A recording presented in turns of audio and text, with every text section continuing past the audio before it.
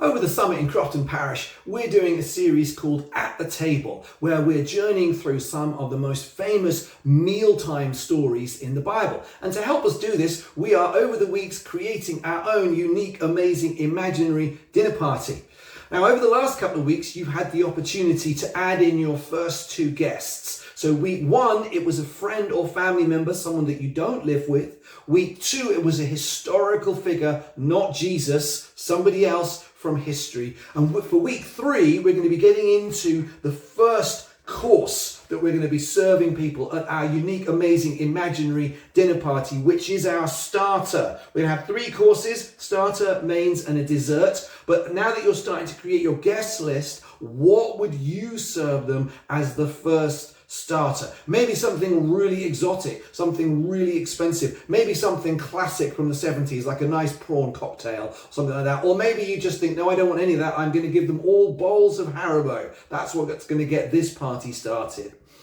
For me, I know exactly what I would serve as a starter at my imaginary dinner party, because it comes from a story of the time I had the poshest meal I've ever had in my life. About 20 years ago, Catherine and I went to dinner with some friends for a meal hosted by an American millionaire. We sat down, we were given the menus, and I saw that one starter came with caviar. And I had never had caviar before. And I thought, oh, this is a really great opportunity to do something I've never done before. Now, if you don't know what caviar is like fish eggs, okay, which doesn't make it sound very nice, but it is actually one of the most expensive, kind of luxurious, poshest foods in the entire world. So I ordered my starter with caviar, and it came with some other little bits and like little bread, you put the caviar on it, and I was eating it and I was enjoying it, and it was absolutely delicious. And the American millionaire who was sitting across from me looked at what I had and thought, oh, that looks interesting.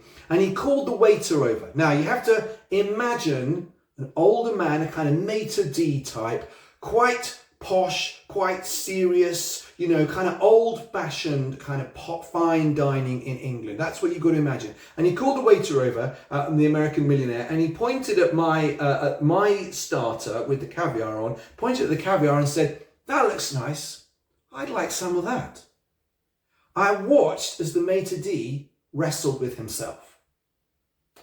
Everything within him wanted to have a kind of Basil Fawlty meltdown in front of everybody. He says, well, you can't have that. You didn't order that. That doesn't come with your meal. I can't just go off and get you another pot of caviar to go with whatever it is that you happen to have ordered, which doesn't have any caviar in it. I could see all this going across his face. He stiffened, he tensed, and then he said, "Of course, sir."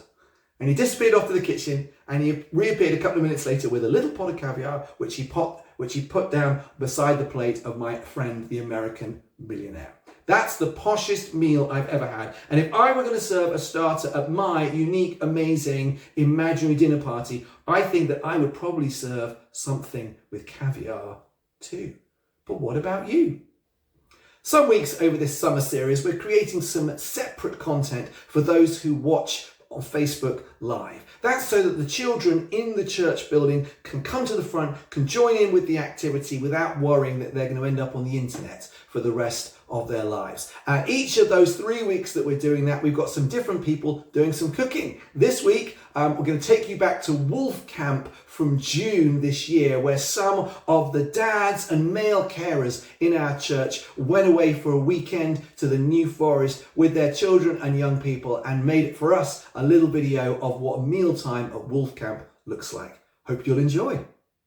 Hello, welcome to Wolf Camp 2024.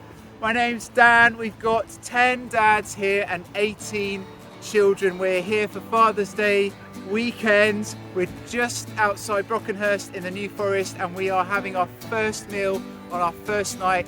We're doing a barbecue. We've got burgers, we've got sausages, we've got vegetable kebabs, we've got halloumi, and we're following that with cake and s'mores.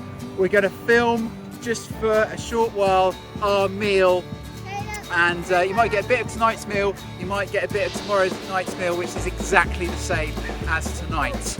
So we like to keep things simple. So here it is.